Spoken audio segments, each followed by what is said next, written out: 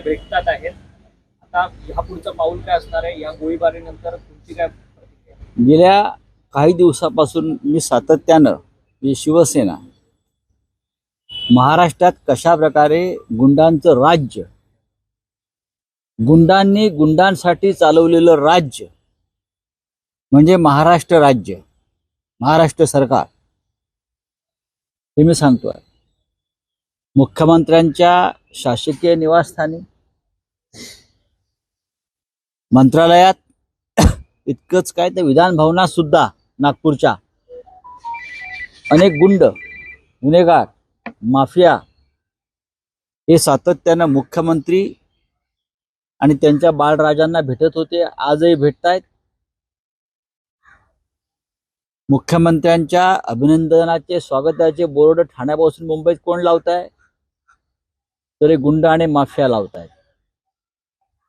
अनेक कॉन्ट्रॅक्ट्स, अनेक कामं सरकारी ही गुंडांना दिली जात आहेत.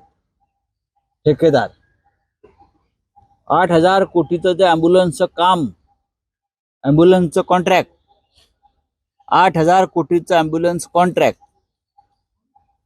हे कोणाला मिळतं आहे, कोणाला मिळालं आहे, आणि त्याच्यामध्ये अशा प्रकारचे किती माफिया मुख्यमंत्र्यांच्या संबंधित प्रत्यक्ष अप्रत्यक्ष सहभागी आहेत हे लवकरच बाहेर येईल. ज्यांना काम दिलं जाण्यासाठी दबाव बाळराजांकडून आला होता किंवा आलेला आहे, त्याच्यामध्ये फक्त एकटे ते नसून मुंबई पुण्यातले अनेक नॉन माफियाज हे लाभार्थी आहेत 8,000 कोटीच्या टेंडरमधले. कळलं? सरकारी पैशानं गुंडगिरी वाढवायची, सरकारी पैशानं माफियांना बळ द्यायचं. पोलीस हे गुंडांचे संरक्षक झालेले आहेत.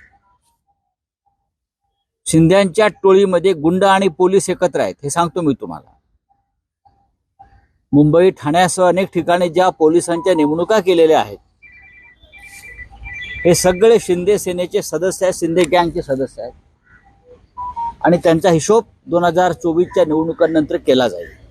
त्यांची यादी तयार आहे, हे त्यांनी आत्ता मी सांगतो. तुम्ही पोलिसांसारखे जर वागणार नसाल आणि तुम्ही एखाद्या सरकारी गुंड टोळीचे, माफियातले, खाकी वर्दीतले मेंबर्स म्हणून वागणार असाल तर या राज्याची जनता दूधखोळी नाही. कल्याणला गणपत गायकवाड यांनी गोळीबार केला, त्यातही एकनाथ शिंदे आणि त्यांच्या मुलाचं नाव आलेलं आहे. खरं म्हणजे पोलिसांनी शिंदेची चौकशी करायला पाहिजे होती ताबडतोब. इतर ठिकाणी असा गुन्हा झाला असता आणि कोणाचं नाव आरोपीने घेतलं असतं तर पोलीस त्याच्या घरी जाऊन त्याचं स्टेटमेंट घेतलं असतं, त्याच्याविरुद्ध FIR दाखल केला असतं. पण गणपत गायकवाड सांगतायत आरोपी की एकनाथ शिंदेमुळे मी गोळीबार केला आणि माझे कोट्यावधी रुपये त्याच्याकडे पडलेले आहेत. तरीही या राज्यातला कायदा, पोलीस त्याच्यावरती काही ऍक्शन घ्यायला तयार नाही, कारण ते मुख्यमंत्री आहेत. झारखंडच्या मुख्यमंत्र्यांना अटक होऊ शकते, झारखंडच्या मुख्यमंत्र्यांना अटक होऊ शकते, दिल्लीच्या मुख्यमंत्र्यांच्या अटकेची योजना सुरू आहे. पण महाराष्ट्रामध्ये गुंडांना पाठीशी घालणाऱ्या मुख्यमंत्र्यांना अजून जाब विचारला जात नाही, हे अत्यंत दुर्दैव आहे. काल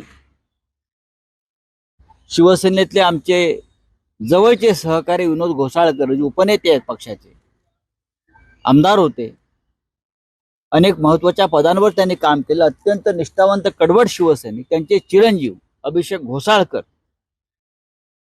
ते सुद्धा नगरसेवक होते, मुंबई बँकेचे संचालक आहेत, अनेक शिवसेनेतल्या पदांवर ते काम करत होते. त्यांची ज्या निर्घृण पद्धतीनं उघडपणे या महाराष्ट्रात, मुंबई शहरात हत्या झालेली आहे, या हत्येनंतर या राज्यातल्या कायदा सुव्यवस्थेचा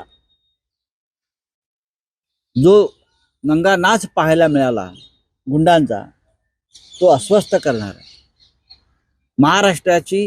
महाराष्ट्राच्या इतिहासामध्ये असं कधी घडलं नव्हतं. गेल्या 1.5 वर्षामध्ये रोज फक्त गुंडगिरीच्याच बातम्या आमच्या कानावर येत आहेत. पुण्यामध्ये कोणतं मारण्याची हत्या होते, नगर जिल्ह्यामध्ये तिकडले आमदार गुंडगिरी आणि दहशतवाद करून लोकांच्या जमिनी ताब्यात घेत आहेत. राहुरीमध्ये आढाव म्हणून दाम्पत्य आहे, वकील, त्यांची हत्या झाली अपहरण करून. राहुरी बरं का, अत्यंत गंभीर गोष्ट आहे. कोर्टाच्या परिसरातून त्यांचं अपहरण झालं. आढाव, ॲडव्होकेट आढाव, त्यांचा पती आणि पत्नी या दोघांची हत्या झाली निर्घृणपणे. मुंबईमध्ये अभिषेक घोसाळकरांची हत्या झाली. या राज्याचे गृहमंत्री देवेंद्र फडणवीस हे कुठे आहेत? अदृश्य आहेत कुठे? गृहमंत्र्यांनी कुठे असायला पाहिजे? गृहमंत्री विदर्भात भारतीय जनता पक्षाच्या कार्यकर्त्यांना घेऊन चाय पे चर्चा करत शेतावर फिरतायत. चाय पे चर्चा. महाराष्ट्रातल्या बिघडलेल्या कायदा आणि सुव्यवस्थेवर चर्चा कोण करणार? चाय पे चर्चा कसली करताय?